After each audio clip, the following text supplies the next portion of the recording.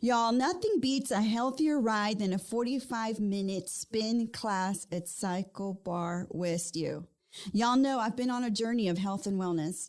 My doctor recommended that I do cardio to improve my blood pressure. It's been high and I have hypertension, and nothing has worked better than the Cycle Bar West U class. I'm telling you, Cycle Bar has the smart bikes. They will calculate your distance and your calories. The music's great. The vibe is great. The lighting is amazing. And the trainers really want to make you have that amazing experience.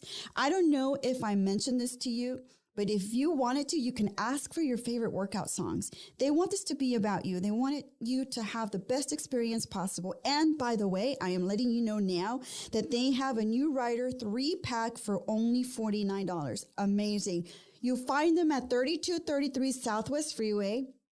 Or you can also reach out to them at 713-677-0477. And their email is westu@cyclebar.com. Ask for Guillermo. He's going to take care of you. If you don't do anything else for the rest of the day and you do this Cycle Bar West U class, I'm telling you, you're going to walk out and you're going to feel like a badass.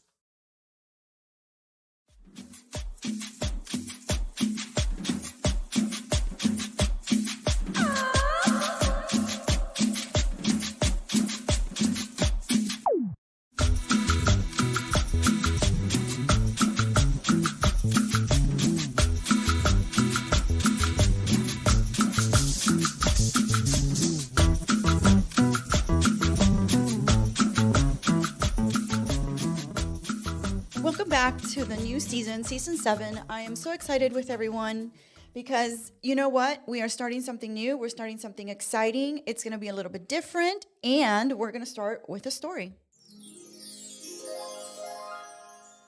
I love that sound. Well, I want to start with the story because, you know, the topic for today's episode is wellness and health, and it's about it's an episode that I recorded with my doctor, Dr. Sonia Singh, and I've mentioned her before, and I've talked to you all about her.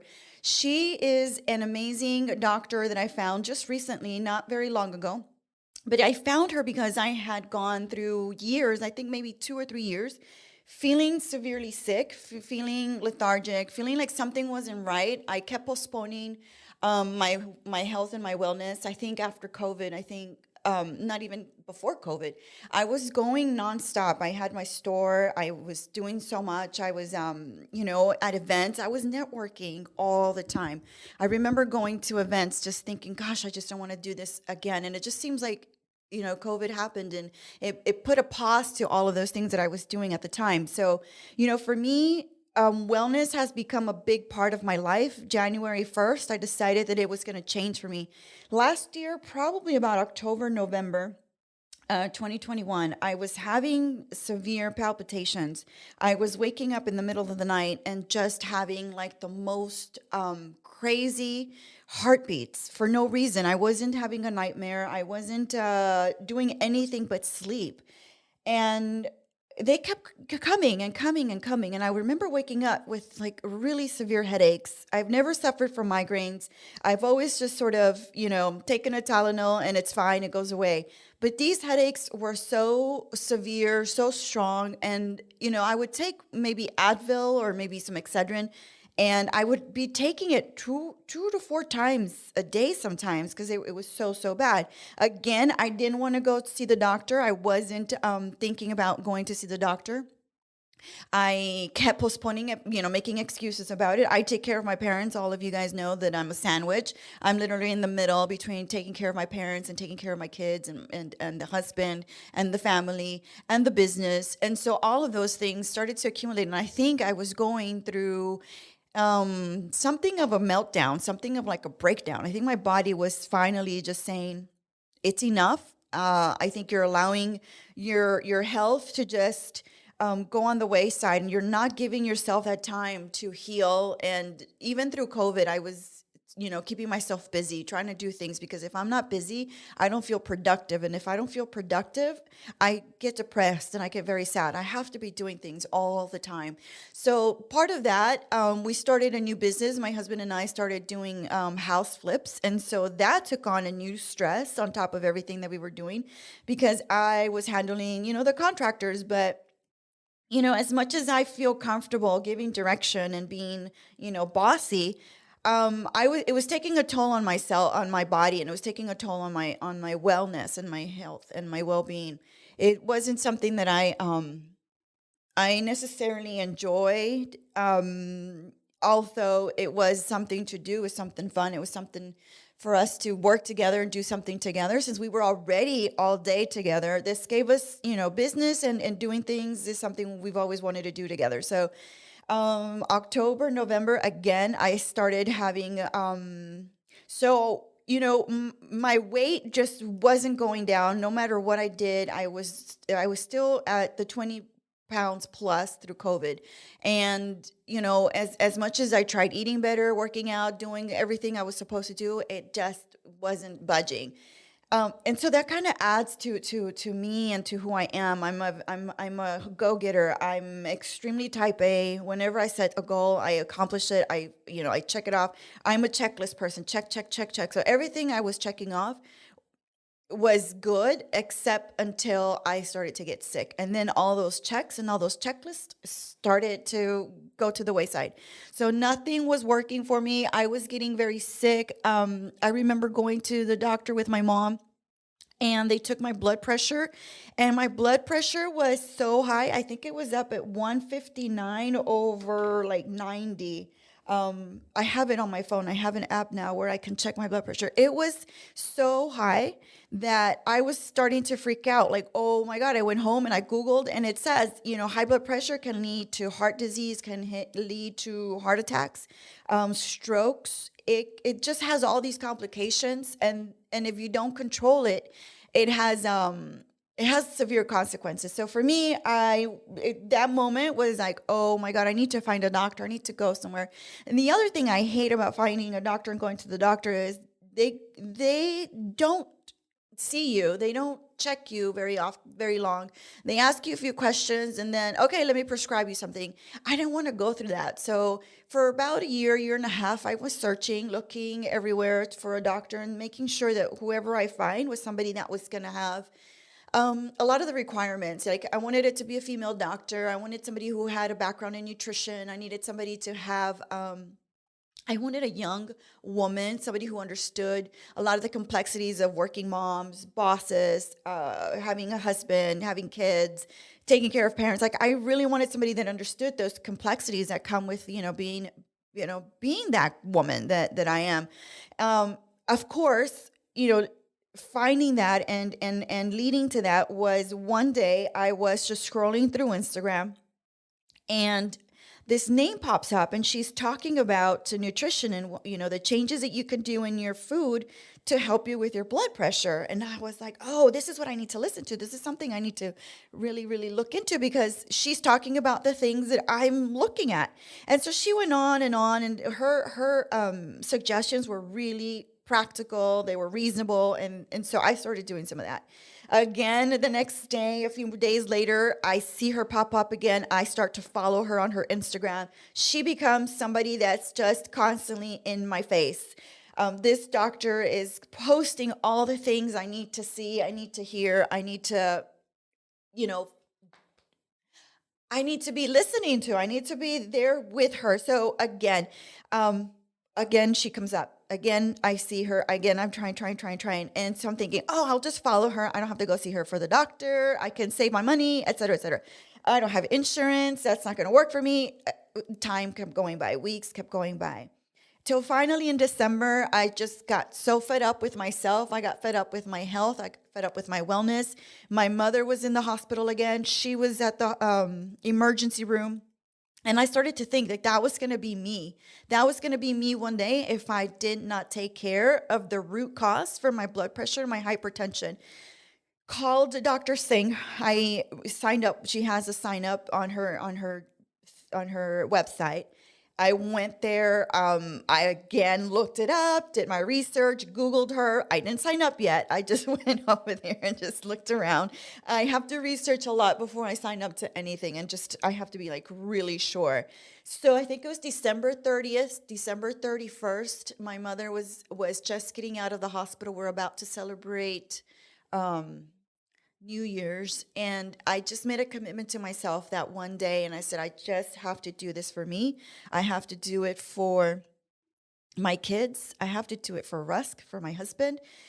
He needs me around. My kids need me around. I need to be here for my parents. If I'm not taking care of me, nobody's going to take care of me. So I have to do that.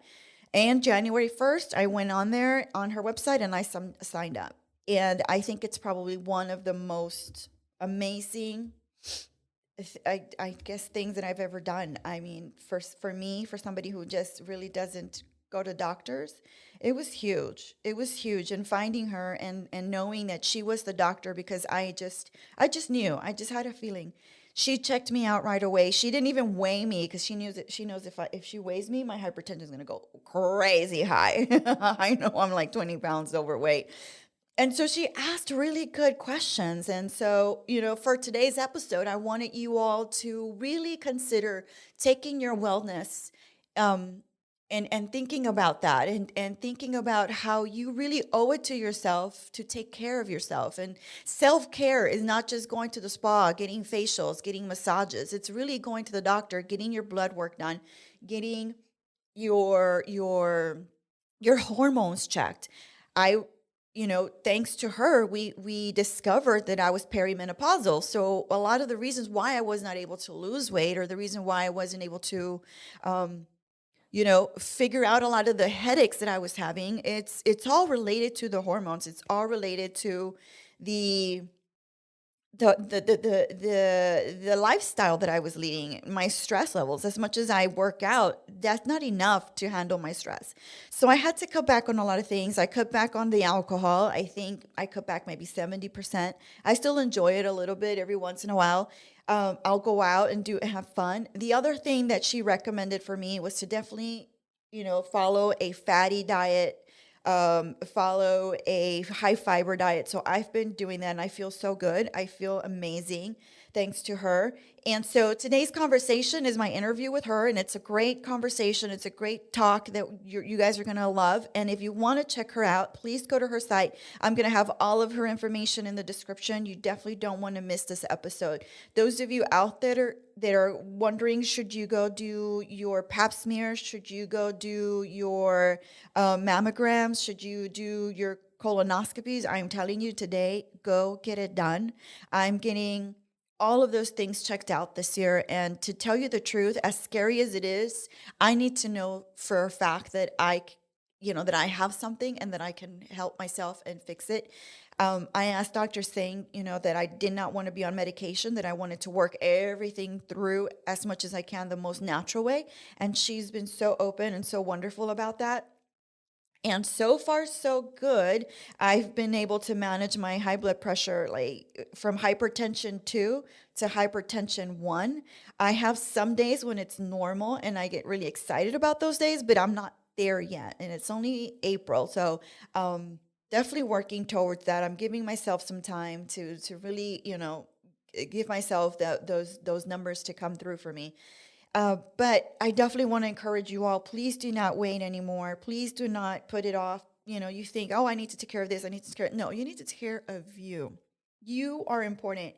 You are the person that needs to be there for everyone, but you need to be there for you. Please do that for me. Do me that favor. Let me know in the comments. Write to me. I love to hear from you all. And if you are somebody that has gone through a transformation like I'm going through right now, I want to hear from you. I want to know what kinds of things you're doing. If you have hypertension like myself, what are you doing to get all those things, in order? And if you need more advice and you need more help and you need some tips, I definitely have some of that. I'm going to be creating a blog post with some of the things that I've been going through. And I'm also adding a course on my courses, because I'm adding courses to my to everything that I'm doing now. I'm going to be doing a course on how to find a doctor and how to address lifestyle issues. For example, stress, mommyhood, sandwich generation, all those things. So I want you all to look out for that. So I'm so grateful for you. I'm thankful that you're here. Season 7 is coming in strong. I just cannot wait for you all to be here for it. Thank you so much. And I can't wait for y'all at Vibes by Alicia. Follow me. Let me know. DM me. I want to hear from you. I love you all.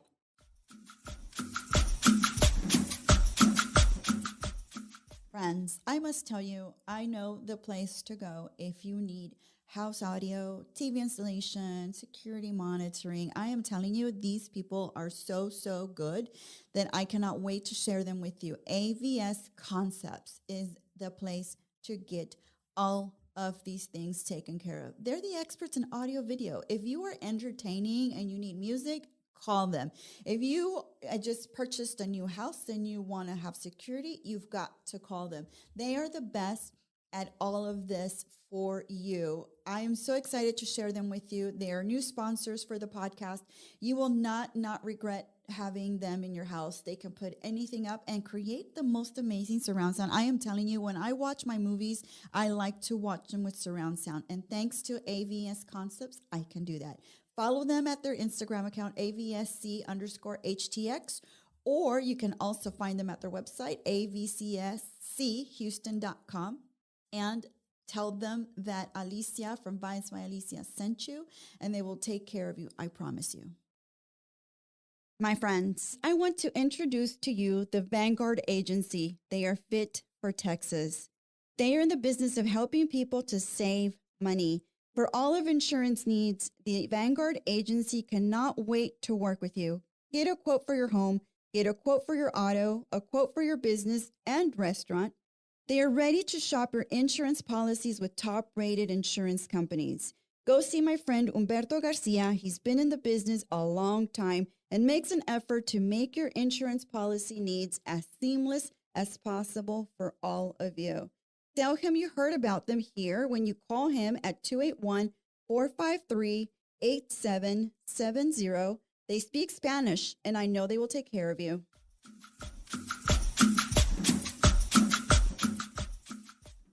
So today I have a very special guest, someone I've been wanting to have on the guest, and I want you to join me as we welcome Dr. Sonia Singh.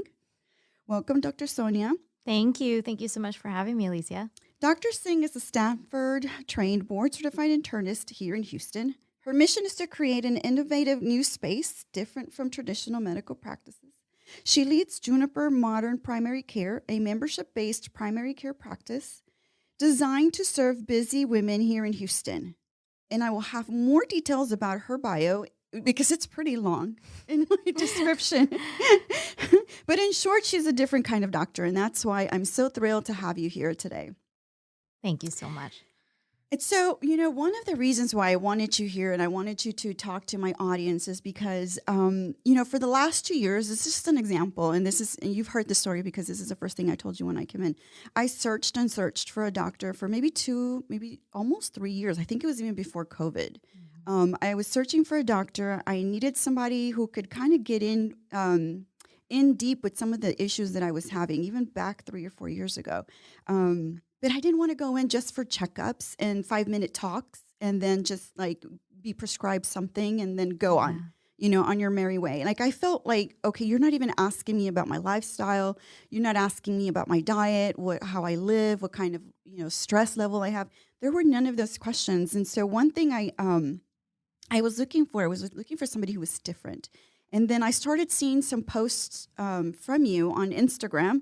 I'm not really sure if maybe somebody tagged you on something or, how I found you. And then I started reading some of the posts, and some of them were very, they were just about nutrition. I think they were based on like a nutrition and diet and how that affects health. And I was like, wow, this is really interesting. It's really good. So I kept going and looking and looking.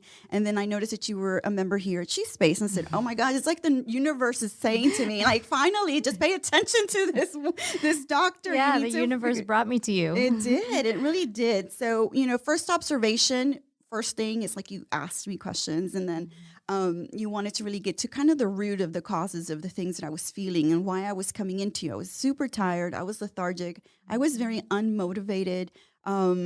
I knew I had high blood pressure because that was something that was told to me from other experiences and from going to the gynecologist, but I never really considered how that could be harmful and how it could be affecting me in other ways and other things in my life, right? But I always hesitated to go to a mainstream doctor. Like I just didn't. And then I didn't have insurance as well. So I thought, what am I going to do? And you have a membership-based practice. So I want you to tell my audience a little bit about what that is, because I think when I tell people that I do like a membership, they can't understand that. Yeah. So it's definitely a newer concept for a lot of people, but I think, so much of our life has moved towards like almost a subscription-based model that it's not surprising. Medicine is kind of starting to move that way too. And I really think it's the future of good primary care, because in the insurance-based system where everything is kind of based on this rigid network and getting insurance reimbursement, it leads to a situation where the doctor is really realistically only going to have 15, 20 minutes with the patient. And there's only so much you can do in those 15, 20 minutes. So you're never going to get to the root of anything really, because you barely have time to figure out what are your allergies, what meds are you on, what are your quickly try to diagnose your problems and then give you a plan and, make sure we read our notes. So all of that is supposed to happen in 15 minutes in a normal visit. Right. And I worked in that system for a long time, from the time I finished residency in 2016 until this past year. That's the system. Those are the types of systems I worked in. And I just realized at a certain point, like it was impossible. I couldn't do it anymore. So basically the way my practice works, I describe it as a boutique practice for women that's membership based. And basically my patients pay a flat monthly membership fee based on their age. Within that fee, they can see me as many times as they want. Don't charge them for the minutes. Don't charge them for texts or follow-up phone calls. They can contact me 24/7. We can spend as much time as we want in the visit. We can talk about whatever we want in the visit. It's not like, oh, this is your physical, so we can't talk about your knee pain, or we can't talk about your back pain, or I'm going to bill you extra for that. So it kind of creates this open relationship where we can really have two-way conversations and take our time with things and not worry about kind of nickel and diming every little thing in every minute. So they pay this flat monthly membership fee. The nice thing about that is also you can have it with or without insurance. So if you have insurance, great. It'll cover your meds. We can bill your labs to it if we want to, your imaging, referrals. But if you don't have insurance, you can see me still. And even if your insurance changes, like sometimes your plan changes or you change jobs, you get a different network, you don't have to change your primary doctor. You can stick with me. So I really like the model because I feel like it allows me to give like concierge level, high quality care to all of my patients, regardless of whether they're insured or not, regardless of what network they're in. And it just allows me to practice in the way that I think is right, instead of trying to kind of fit within a certain schedule that's dictated by like a big company, or just basically chasing reimbursement money.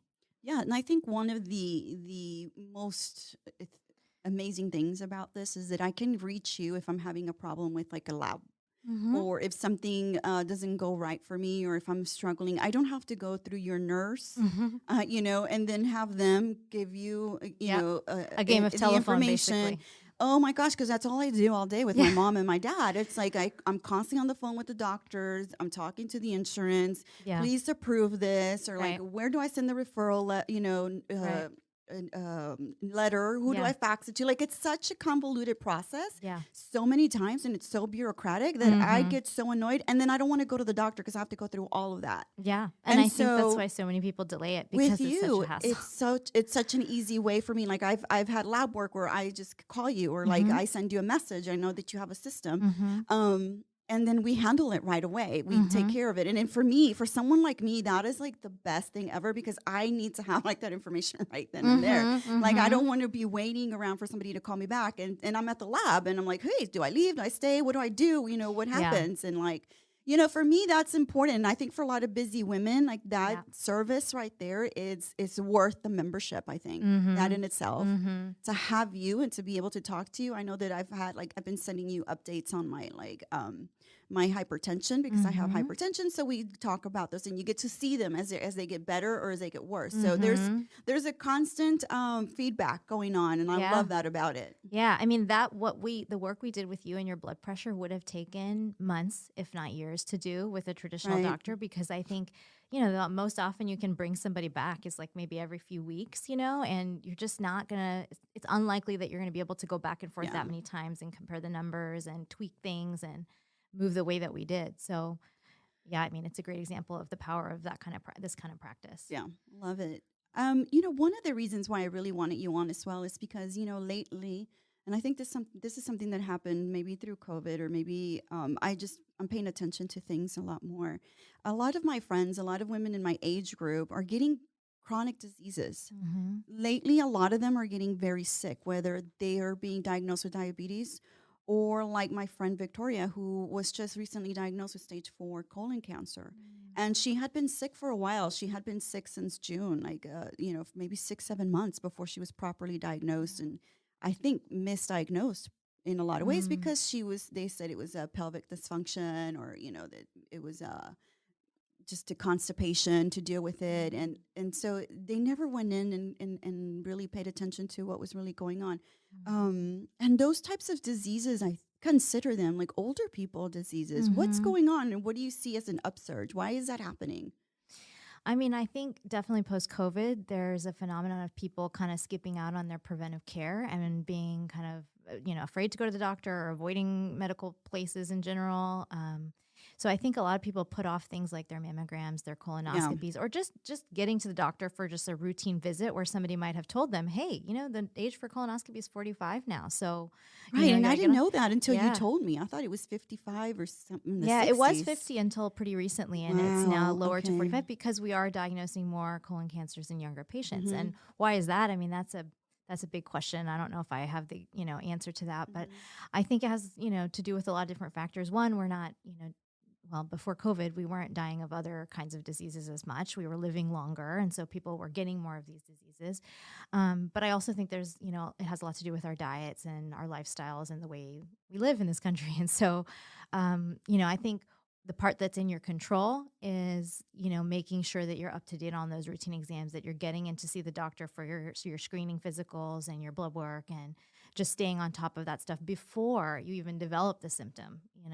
Yeah. And is it maybe a lack of access to affordable health care? Yeah, 100%. Because I feel like very lucky that I'm able to afford someone like you Yeah. and be able to pay it, but a lot of them can't Yeah. afford to do that monthly membership thing, and I feel grateful that I can do that. Yeah. But I see that it's a lot of the women who can't afford the health care that are getting really, really sick.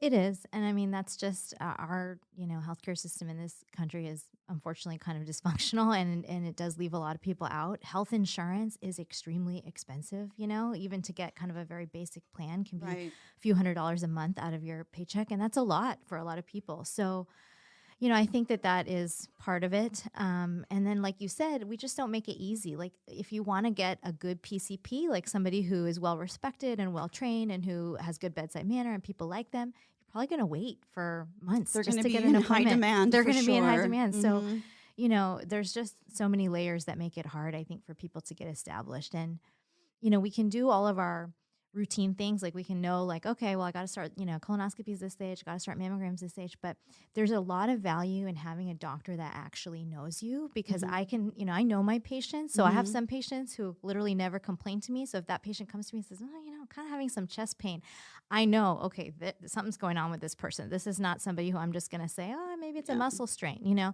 So I think, establishing that relationship is a really important part of the puzzle. And I've noticed there was an Instagram post that you put up, and I wanted to share it, but it was very good. It was like, you spend a lot of time also, kind of fighting back what we feel as we see traditional doctors to be. You Mm-hmm, know what I'm mm-hmm. saying? Like, we come in with the perception, like, oh, she's gonna weigh me. Oh, Yeah. my blood pressure's gonna go up. And you didn't do any of that. Like, Yeah. it was very different. And I was like, oh, I'm so grateful, Mhm. because that's the reason why my blood pressure goes crazy high. I mean, nobody Yeah. wants to get weighed the first time, Yeah. the first thing you do and you Yeah. walk in. And then we get to know each other a little bit more, and then we get to talk a little bit more. But Right. there's a lot of little things, and I think you posted there's a lot of little factors that Yeah, play with our head and our psychology. I think there's And then I'm not going into the doctor. She's going to weigh me and tell me I weigh 155 pounds. Like, no, I'm not yeah, doing no, the that. post was about like how many triggers for shame there are when we Yes, go to the triggers doctor. for shame. So Oh, it's that was like so good. you walk in and the first thing that happens is you're getting weighed, and then you're getting your blood pressure checked, and then you're thinking, okay, she's going to talk to me about my weight, and then you're like, oh, I didn't shave my legs, and she's going to examine my, so it just all like of those things all of we're the listening to. Yes. all of the things, and I think any good doctor is not judgmental about those things and knows how to talk about it in a sensitive way. But I think just like the way a traditional doctor's appointment is scheduled, a lot of those things just happen, even if the doctor's great and doesn't make you feel bad. It's like just getting on that scale as the first thing when you walk in feels that way. So now in my new practice, I'm literally I'm the medical assistant, I'm the nurse, I'm the receptionist. So it's my job now to take all the vitals and do the weights. And honestly, in the beginning, I just would forget to weigh people when they first came in. I also was kind I of hope like, you forgot with me because I loved it. It's kind of nice to chit chat first and then put them on the scale before jumping to that. But then I realized like so many patients appreciated not being weighed. So now I actually ask people if they want to be weighed. So I get through the visit, and when I'm done with my exam, I'm like, there's a scale in the hallway. Do you want to tell me how much you weigh, or do you want me to weigh you? It's up to you, because I'm not a pediatrician. I don't do weight-based, medicine dosing. So there's not actually that many situations where I truly need to know the exact number of someone's weight. And I like to kind of roughly know their BMI, but that's not also, the but it's be all, not like end you're all, ignoring it, and you're not ignoring the fact that maybe we are a little bit heavier, Yeah. and that might be why we have the hypertension, or you're completely aware of all of those things. You're just not making it like the central reason, and you're not making us feel like, oh yeah, you're fat, that's why you have hypertension. Like that's what we're thinking in our head, Yeah. and I've had a lot of patients say to me that that's their experience, that they feel like whenever they go to the doctor, whether it's neck pain or back pain or knee pain or their blood pressure, their cholesterol, the answer is always like, well, go lose weight, and we don't, I think a lot of times even give people the tools, like, how am I going to do that? Right. and then doesn't feel helpful to them because they feel like maybe you ignored something else that might be going on, Yes. And I think, we do know we're heavier. We do know how to lose weight. We're just not doing it. And sometimes just having you just give us like a guideline, like you gave me a guideline, like this, try these things, and slowly but surely you'll get, where you want to be. But I feel like, for women who are busy, women who are moms, like having that access to a doctor is just makes so much sense. And I would love for everybody to have that experience and not just be a membership based sort of thing. Like, when I take my mother in for her appointment, it's literally 5 minutes in, 5 minutes out. And like, how do you feel? Good. And, and let's take your blood pressure, and okay, good. All right, great. You're feeling great. Bye. And so by the time we're out, we're like, oh, we forgot to tell them this, and this, and this, because they're kind of kicking you out. Yeah. I mean, when I had my 6-week postpartum visit with my OBGYN, it was like the height of COVID. So it was virtual, and it was literally like a 5-minute Zoom call. And she was just kind of like, how's it going? How's breastfeeding? Are you sad? How are you feeling? And I was like, it's okay. Everything's okay. She was like, okay, great. Like, see you next year, and I couldn't, I was fine. And I hung up, and I couldn't believe that, as women, we go through this huge transition of like having a baby. Your whole body changes, your whole life changes. Like everything is different. It's kind of traumatic. Yeah, it is a trauma. You're like hormonally a mess. And like, that's all we give women. We're just like, okay, have a nice day, and that's crazy. So that's part of the reason I wanted to focus my practice on women, is I feel like in those years of like 20s to 50s, we're going through all of these transitions in our physical bodies, mentally, emotionally, with our careers, our relationships. And those women just kind of get treated like, oh, you're healthy. You just need like, your 5-minute physical once you go see your OBGYN every 3 years. Like and they never ask you what kind of food do you eat, or they never ask you how many times you're out eating, out there, because obviously that makes an impact. That makes a difference. I've never had anybody ask me, any questions about, what kind of work do you do? Is it stressful? Do you take care of your parents as well as your kids? Yeah, like that adds a ton. Being a sandwich is something that I deal with a lot, and so it kind of adds the stress and it adds anxiety to me and everything that I do. I remember when I was I was maybe 15 years old, and I was having like very severe menstrual cramping, and so because we didn't have insurance, my mom took me to Bentop Hospital, and I remember that was like the first time a doctor actually paid attention to what was going on with me. And he asked me all of these questions, and then he asked me, because I thought, oh well, he's just gonna give me something for it, right? Mhm. And he was Mhm. like, do you exercise during those days? I'm like, I kind of do. He goes, okay, exercise a little bit more, it will help you. But he gave me like some really good Concrete tips. suggestions, Mhm. Mhm. and maybe something I should eat, and maybe, don't eat anything with heavy sodium. Like there was a few things for the Mhm. bloating and all that sort of thing. And I was like thinking, wow, like that one doctor, and I still remember him, and he was Mhm. at this community, hospital where honestly I've been there a lot, and they don't take care of you. They like really treat you like crap, to say the least. They really treat you like crap. But this doctor actually had like had really good suggestions for me as a 15-year-old girl, when normally another doctor would have probably said, well, let's give you some birth control pills, that'll Yeah. help, blah blah blah blah blah. And I didn't want to take any birth control pills. I wasn't a sexually active girl. Not that that has to be, I Mhm. understand there's another need for them as well, Right. but Right. jumping to that right away to me was like, yeah, I'm not doing that. I don't want to do that. Like I already knew putting things in my body Yeah. wasn't going to be the solution for me. I wanted to find other ways to Yeah. manage what was going on with me. And he helped me a lot. And then ultimately he said, you know what, take Advil. And if that Advil doesn't work, I'll give you like a stronger Mhm. Advil. But, he gave me some really great suggestions that I still follow, even to this day. Mhm. And I always tell people, like, maybe ask more questions when you're in there with that doctor, and Mhm. not just assume that they know everything and they know all about you from those 5 or 10 minutes that they're seeing you. Yeah, I mean, I think coming in with an agenda and sort of a list and knowing what you want to talk about, Perfect. That's such good driving tips. the, driving the conversation so that you're not just sitting there answering, checkbox questions is like how you can get more out of your time with the doctor when you do see them. Dr. Singh, do you find like there's a specific type of patient that comes to see you? Yeah, I mean, I think most of my I mean, right now, my current practice is, heavily geared towards busy women, whether that's busy professionally or busy with their kids or whatever, just women who kind of value their time and I think appreciate the access, the convenience, the relationship that I build. But even in my practice before that, I could tell that I was attracting a lot of professionals and a lot of busy young moms. And I think that's because, professionals for one, and millennials, honestly, also, I think all those people, like, their time is in such demand, is scarce. And so like if they're going to come see the doctor, they want it to count. They want to get like Right. value out of it, Mm-hmm. So that was one thing. And I think, millennials, like people of my generation are very like, um, conscious about putting things in their bodies, and so they want to Yes. hear like, how can I please do not put me on a pill, like I want to do this myself, Yeah. like tell me how I can change my diet, tell me what exercises to do. They're craving that kind of information that I think they weren't getting from a lot of other people. Yeah, I have noticed that about younger women, that they're more in tune Yeah. with themselves in that sense. I think it's probably because there's so much more information out there. Yeah, and we're Yeah. we're totally overloaded with information. Like Yeah. I feel it now myself, is like now that I have the practice and I've been trying to be more present in social media, I just see all the other things that people are posting. And sometimes I get overwhelmed with the information. Like, I'm like, man, is that a thing? Like, I should read about that. But Yeah.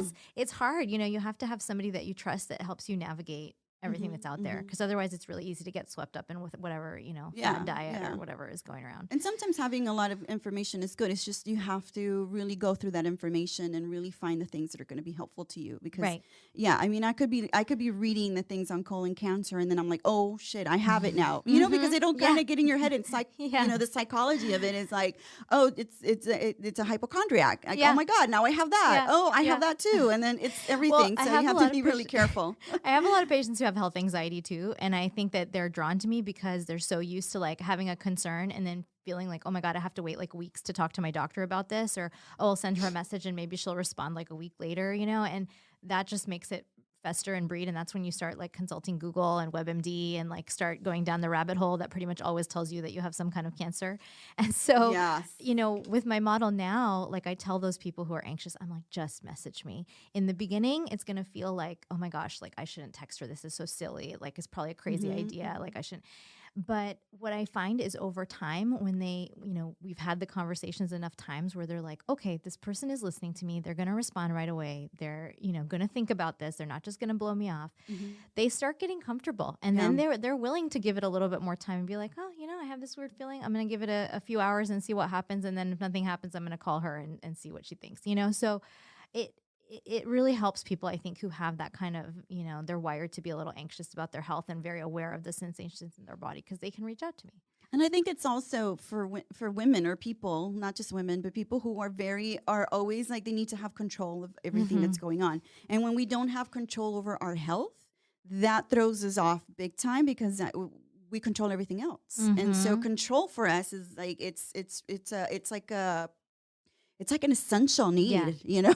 we need it so Yeah. bad. Yeah. And that's the hardest thing for me. It's like, if I don't have control over what's happening with my health, or if I can control it, or if I'm like looking at my numbers and I'm getting better, it's like, oh, I'm actually doing things that are helping me to get better and improve, my which hypertension. is empowering. Which is empowering. The opposite of what a lot of healthcare experiences feel like. Which is exactly the opposite, because if they give you a pill and then that pill gives you a side effect, and then you feel shame because you took the pill, now you feel that, oh, now I have to go to the doctor. Or you feel shame because you didn't take the pill. Because, right. You feel shame no matter what. All the time. Yeah. All the time. So, one thing that I've also noticed, because I found you on social media, is that a lot of women started reaching out to me, and I was getting a lot of DMs and like text messages of women who were like, I'm so glad that you posted about your hypertension, because I didn't even know to get my blood pressure checked, in a consistent basis. I go in, maybe when I, go to the gynecologist, maybe, they'll do it or whatever.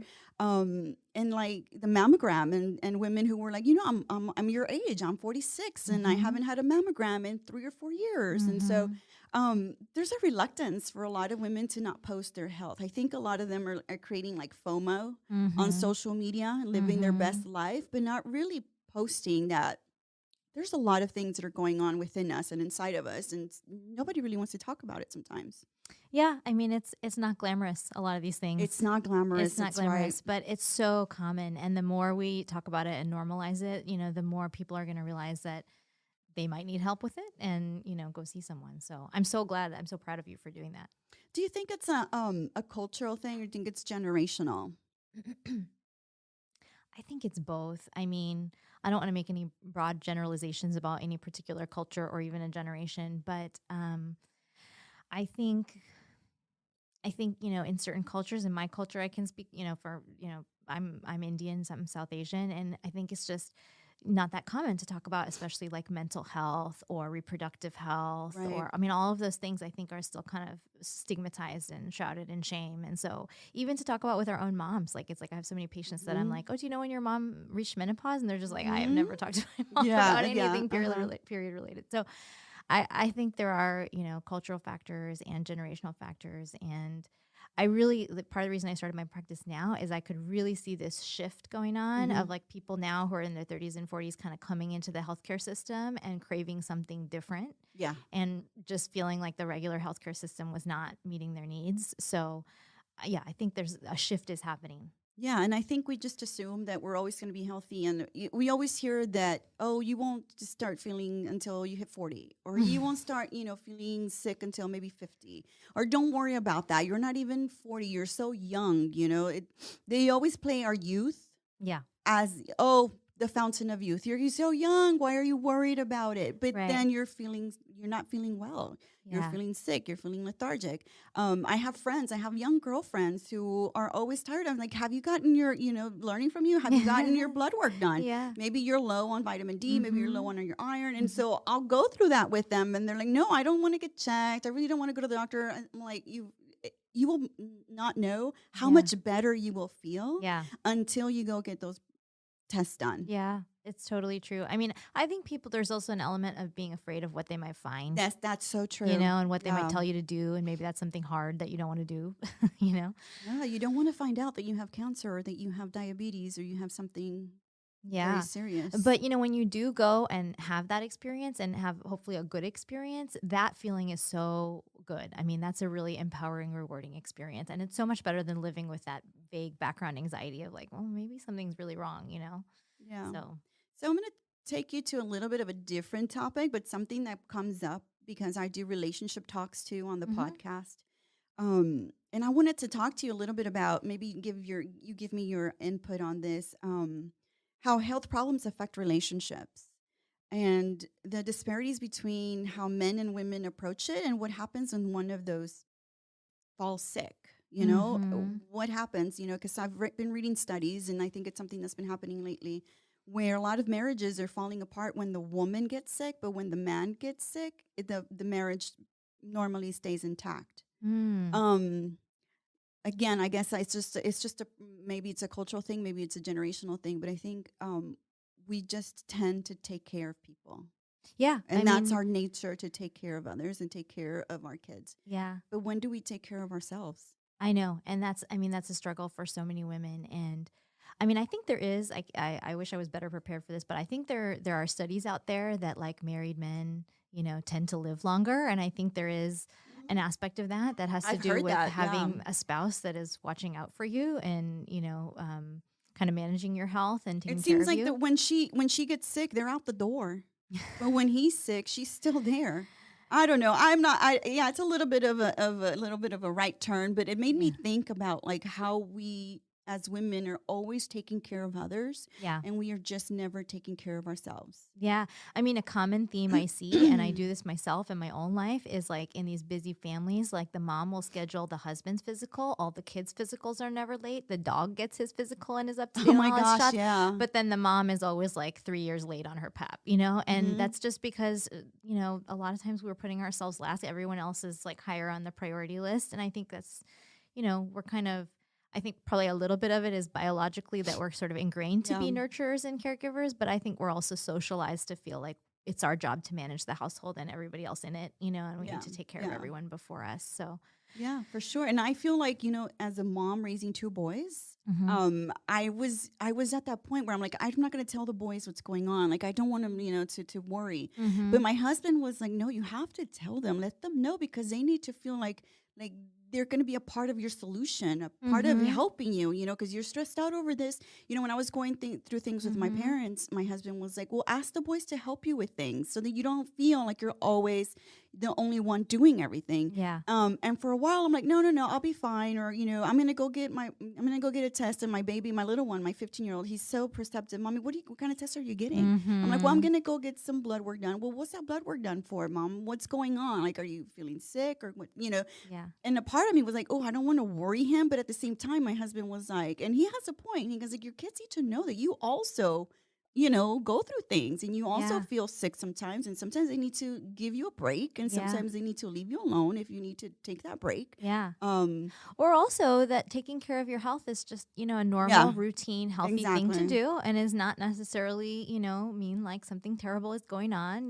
Like just normalize the process of like, oh, I go to the doctor sometimes and I get stuff checked when I don't feel good, and it's okay. Yeah. Nobody needs to, Yeah, worry about it. normalize it is the word, because Yeah. immediately they jump to, uh-oh, Yeah. Mom, you're sick. What's going on? Are you dying? Yeah. Like, it goes straight to that. Right. And that the little one is like that. Like, he gets so worried. If Yeah. I have a headache, Yeah. why do you have a headache, Mommy? What did you not eat? Like, he Yeah. gets so worried. But at the same time, I'm like thinking, oh, and I'm going to talk to you about that, because you have a podcast that we were going to talk about Oh, too. thank you. Because I feel like my son, one of my kids, is very sensitive. Yeah. Oh, because he gets into it. But the other thing that I wanted to talk to you about and maybe ask you a little bit about is medical gaslighting. And a lot of women talk to me about this too, and how they feel like the doctor dismisses them almost immediately after they hear something, and doesn't consider them or excuses them as being too sensitive or being a little bit dramatic, or they're overreacting. So that in itself, that one time that one doctor did that, they won't go back for years because they weren't taken seriously. I think that's so true. And there's data on that, that women's pain has historically been taken less seriously, and you think about it, we give birth, like we go through labor, we do like so many painful things, as part Right. of just a normal life cycle. And so the idea that our pain is taken less seriously in medical settings is like really disheartening. So, I think there's more awareness of that now. And so I hope, Yeah. especially in medical education and training, there's a little bit more a shift towards like acknowledging that and, recognizing it when it's happening. But I hear that complaint from so many patients, What do you recommend for those women who have been gaslighted before and don't want to go back to a doctor because of that? I think you have to remember that, all doctors are so different. Mhm. If, that's been the case, I honestly there's a little bit of data that female PCPs have better outcomes than male PCPs. So Mm-hmm. I don't want to make this, I hope this is not a sexist comment to make, but there's a little data that suggests going to a female doctor might makes help, sense.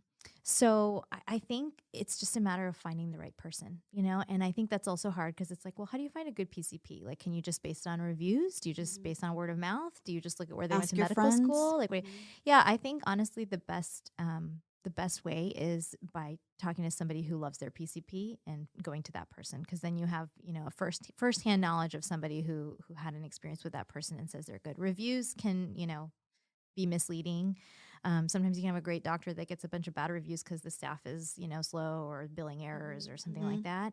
But they may be fantastic. Or sometimes you can just have somebody who has a bunch of fake reviews up, and so you can't necessarily trust it. But if you have a friend or somebody that is similar to you in some way and had a good experience, that's usually the person to go to. And if you can find somebody in the medical field that says, I like that person, that's a good person to go to. That is like, to me, that's like the creme de la, that's like the best recommendation you can get. So if I have, a colleague of mine tell me, oh, that person, I went to them for my colonoscopy, I'm going to go to that person because I'm like, okay, not only did you have a good understanding of what was going on medically, but you like that person and their bedside manner. So it's like you're getting the best of everything. And that bedside manner is so important. Yeah. And I feel like it's not even considered sometimes. We try to consider it. I mean, I think, we're graded on that in most jobs. All our patients get surveys and we have to look at those every month. And, it's a big part of how we're evaluated. But even though it's a big part of our evaluations, we don't get the time. We just don't have enough time, I feel like, to be the doctors that we want to be a lot of times. So, I have the luxury of having as much time as I want now. So it makes it much easier for me to. And so what led you to opening your own practice and just really going off on your own? Oh gosh, it's very entrepreneurial spirit. Okay, if you told me I was going to do this 3 years ago, I would have thought you were totally nuts. Because I always thought of myself as like sort of a worker bee. I'm like, just tell me where to show up, where to do my job, and I'm going to do it really well, and I'm going to go home, and that's going to be it. But I think it was just after I had my son, and I had to be a patient in the system, and I kind of saw it from the patient side for the first time, and then COVID happened, and I started thinking a lot about, man, like I can take care of so many of these things without dragging these people into clinic and exposing them to risk and exposing myself to risk and taking time away from my son. And once I started imagining this model, it was like something I couldn't unsee. It was like it lit this fire in me that I was like, I just have to do this. Like it's not even an option anymore. Like I'm doing this. When it keeps you up at night, you have to do it. Yes, that's right. That's right. That's exactly how it felt. So, I think it was just having my son and kind of that whole experience of my life, in my life at that time, just kind of, gave me the courage to do it. Yeah, it does. It takes courage to open a business. Yeah. It's one of the hardest things. So before we go, I wanted to ask you if you can tell us a little bit about the podcast. Oh, my podcast. The Highly Sensitive MD, which, by the way, it's so good. And I've listened to the first 2 episodes because you just started it. I just and started. It's so good because I'm learning a lot about highly sensitive people. Yeah. So, the whole concept of the highly sensitive person is something that was coined in the 1990s by a psychologist named Dr. Aaron. And basically the idea is that there's a certain population of people, it's about 20% of the population, that has this high sensory processing sensitivity. So they basically experience the world in a slightly different way than other people. And it's kind of a double-edged sword because they, are, deeply processing things that maybe other people are not noticing. They usually are more moved by art and music and things like that, maybe just generally more sensitive, more emotional. But, that can come at a cost of being, highly sensitive and just being more affected even by negative things. And so, I recognize myself as being someone who's highly sensitive, and it was really hard to be that way going through medical school and training, even though you would think this is a profession that's great for sensitive people because we're having to, show compassion and be empathetic and we're caring for people. But it's also totally exhausting when you're highly sensitive. And so for me, like those days in clinic and residency when I was working, long hours every day, I just felt myself being totally depleted and feeling like, gosh, something is wrong with me. Like, why can't I handle this? And I would get wrapped up in my patient's issues and I would, cry at, in family meetings. And I felt really out of place for a long time. And I don't think it was until I started my practice and kind of started embracing the fact that I like being involved in my patients' lives. I like getting to know them. I take a long time with everybody. Like, and that it's okay to and do, it's okay to be that do way. that. And actually, a lot of patients really like that, Yeah. And for so long, I was just like, God, I need to get more efficient. God, I need to like be quicker. Gosh, I need to like stop Not thinking take it about so personal. Yeah, take it so personally, or like, oh, I need to stop taking my work home with me and thinking about it after hours, And now it's like all that is just like part of my job, and I feel rewarded for it because my patients like all of those things. So Yes. it's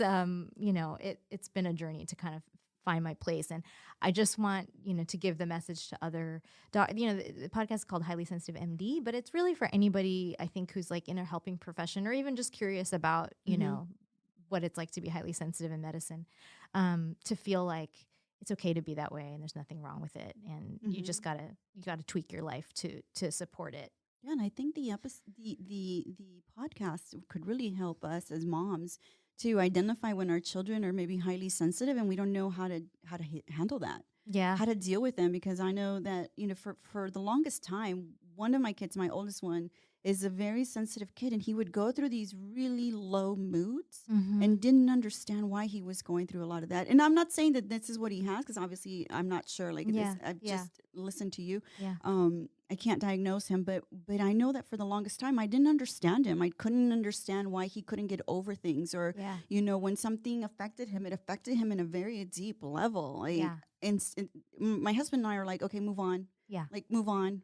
It's over. Right. And you can't say that to them. Like, you can't just say move over and move on and get over it. It's not helpful for them, It's not helpful. And I think it took us maybe two years for us to go see a therapist about it, because we could not get why our son was like that. We could not understand it. And so going through that process really helped us, because we took a step back and we were like, oh, okay, like he's just different. And so we have to approach it from his point of view and not from where we're coming from. We want him to be like us, right?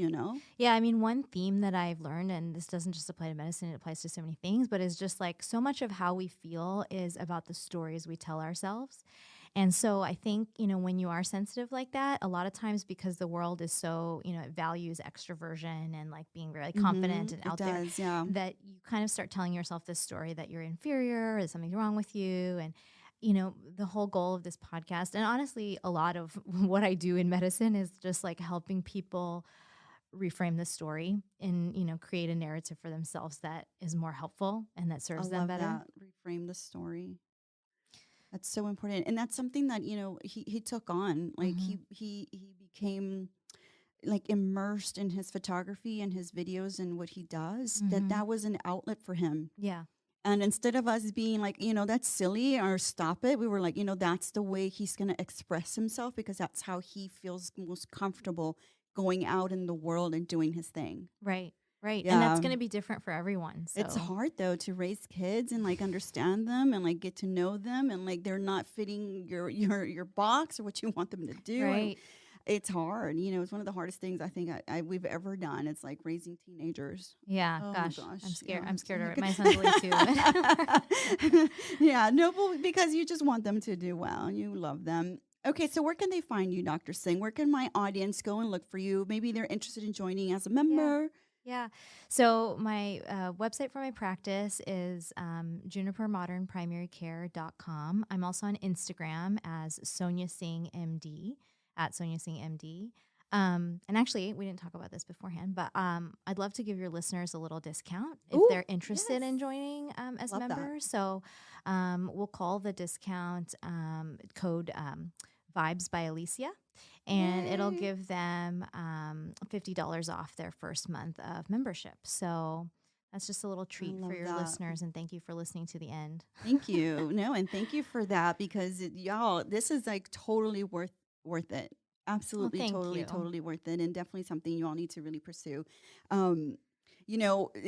For example, I always think about like what do we spend money on, and then what do we really spend money for our future and for us? That's kind of where it always kind of comes back to, where are we putting value? Like we don't don't put value in our health a lot of times. We don't. We do love to go shopping and go out with our friends, but you can't do any of that if you're sick. Right. Or So our hair and definitely nails our and hair our and nails, skincare and all of that stuff is like, it all adds up for that month. And Yeah. I'm thinking, and my goal is like, if I can make you healthy from within, Oh, maybe thank you you. won't need all that other, Yeah. those highlighters and, all those treatments and everything to like get you to Yeah. glow. So yeah, think of it as an investment in Yeah. your health. And An it's honestly, investment. it's not a lot compared to a lot of things we spend money on that don't serve us, Exactly. and are temporary.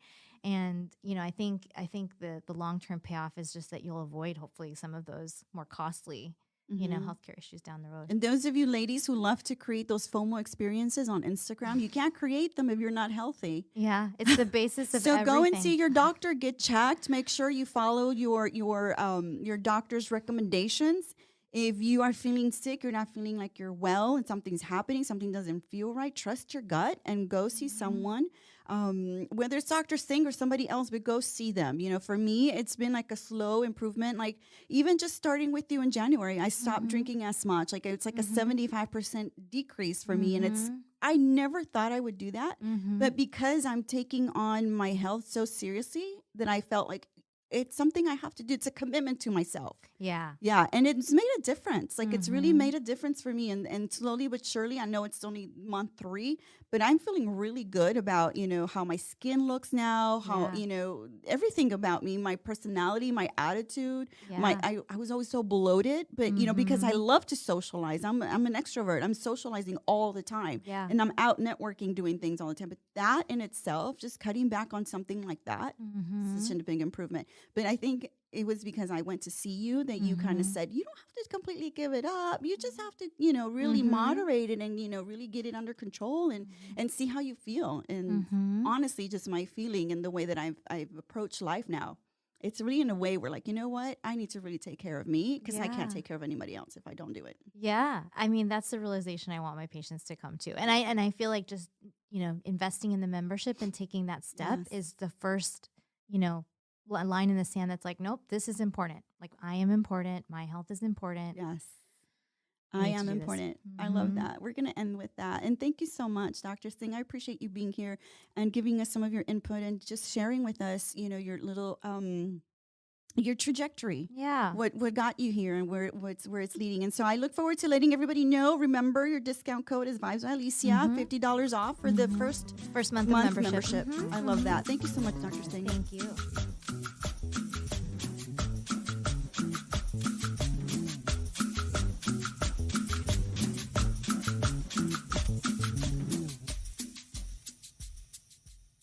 You guys, I want to introduce to you my skincare expert, Natalia Castillo.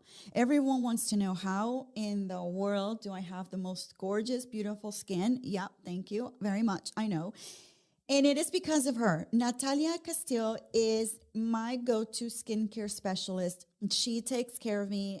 And I'm telling you, you guys will love her. You will find her at the ACPS. It is the Aesthetic Center for Plastic Surgery. And if you really, really want to know more about them, you can visit them at their website, ACPS Plastic Surgery. It is a med spa that I love to go to. It's so easy just calling in and say, I need to set up an appointment for my facial with Natalia. And they take care of me immediately, in and out. They take care of skin rejuvenation. They do something called derma infusion. They do cool sculpting, and Natalia does all of that. She's also taking care of my laser needs. Like she does laser reduction for me, and I swear to you, people say, oh, it's painful. She makes it so painless. Love, love, love her. So if you need to find out more about how you can get great skin, follow her at her Instagram, Natalia Castillo, at Natalia Castillo. You will not regret it. I will give you guys all the details, and she will take care of you. I promise you, she will do a great job for your skin. You will not regret it, and you will have the best skin of 2022.